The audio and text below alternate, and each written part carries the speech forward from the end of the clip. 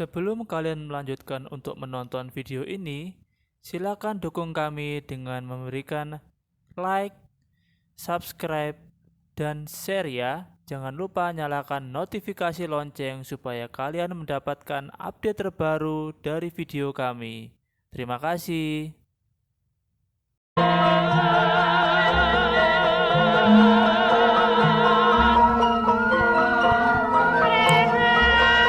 Bathara Kuwera.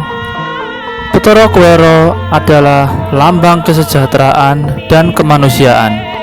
Ia bertugas memberi petunjuk, fatwa, dan perlindungan serta pertolongan kepada umat manusia di Arcopodo. Karena itu ia dianggap sebagai dewa pemberi kekayaan, dewa pemberi berkah dan kemakmuran. Di zaman Ramayana, ia menitis pada Brahmana Sutiksna, Brahmana suci di Gunung Citrakuta atau Kutarunggu, untuk memberi wejangan ilmu Astobroto, yaitu ajaran kepemimpinan yang diilhami kebesaran dan keseimbangan kepada unsur alam. Pada zaman Mahabharata, Bathara Kuwera menitis pada Resi Lomoso, seorang Brahmana suci di negara Amarta yang dengan setia mendampingi dan memberi pertimbangan serta nasihat kepada Yudhistira, putra Pandu. Selama masa pengembaraan, akibat kalah taruhan dalam permainan dadu dengan keluarga Kurawa, Bathara Kuwera adalah putra ketiga dari Sang Hyang Ismaya dengan Dewi Senggani. Ia mempunyai 9 orang saudara kandung yang masing-masing bernama Bathara Wungkuam, Bathara Tambora, Bathara Wrahaspati, Bathara Siwa, Bathara Surya, Bathara Candra, Bathara Yama atau Yamadipati, Bathara Kamajaya, dan Dewi Darmanasti. Bersama Sang Hyang Cakra, putra Sang Hyang Manikmaya dan Dewi Umarakti, Bathara Kuwera ditetapkan sebagai pencatat hasil sidang dari para dewa yang menetapkan lawan-lawan yang akan saling berhadapan dalam perang Bratayuda antara keluarga Kurawa melawan keluarga Pandhawa di Tegal Kuruset. Selain sebagai seorang dewa yang kaya dan makmur atau dewa kemakmuran dan kekayaan, Bathara Kuwera adalah lambang dari seorang arsitek yang ulung. Di negara Amarta atau Indraprastha yang diprakarsai oleh Bathara Kuwera, keraton Indraprastha dibangun begitu megah di tengah hutan mertani. Kerajaan itu kemudian ditutupi oleh semacam mantra-mantra sakti sehingga tidak nampak dengan mata telanjang jika dilihat dari luar.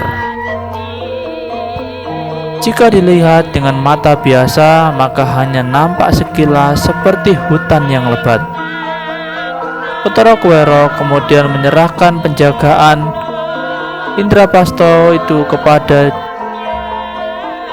Yudhistira dan saudara-saudaranya yang memiliki, jika suatu saat ada seorang yang memiliki darah putih dengan budi pekerti yang agung serta merupakan keturunan dari Witaradaya, kerajaan itu harus diberikan kepadanya. Dalam lakon Wonomarta, kerajaan itu diberikan kepada Puntadewa dan Pandhawa. Kerajaan Amarta disebut juga Indraprastha karena keindahan dan kemiripannya dengan kayangan Kaindran.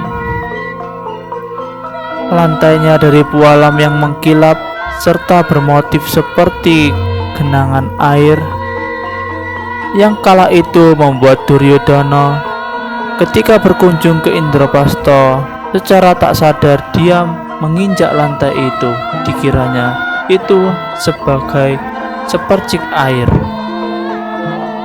dan dia tidak dapat membedakan mana yang air dan mana yang berupa lantai pualam yang dapat diinjak. Ketika itu juga Duryodana yang merasa malu, tumbuhlah rasa iri dan dengki. sehingga ia ingin memiliki kerajaan itu pula dan merebut dari para Pandawa dan mengajaknya sebagai cikal bakal atas permainan dadu.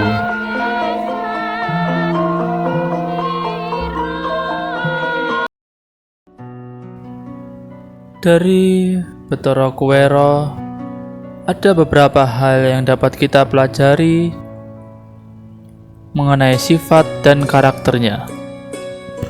Bathara Kuwera adalah Bathara atau dewa yang memberikan pedoman dan kebijakan kepada umat manusia di Arjopodo.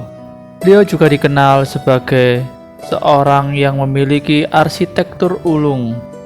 Perhitungannya sangat tepat, sehingga setiap orang dapat menikmati.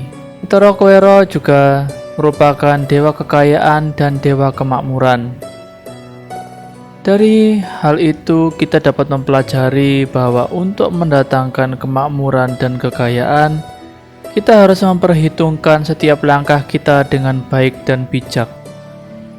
Dengan kita memperhatikan setiap langkah dan setiap keputusan yang kita ambil dengan bijaksana, kita dapat memiliki sebuah pedoman yang dapat menuntun kita ke arah yang tepat.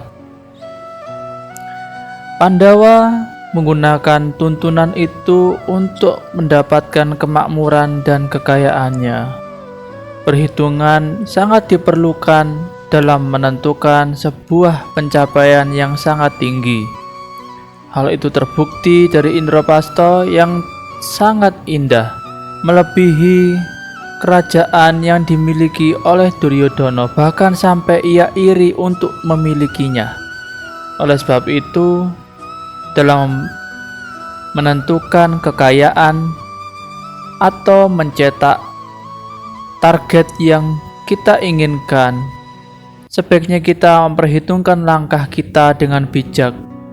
Langkah-langkah itu harus didasarkan dengan kebenaran dan kesejatian, agar supaya setiap individu dapat memperoleh sesuai dengan apa yang diinginkan.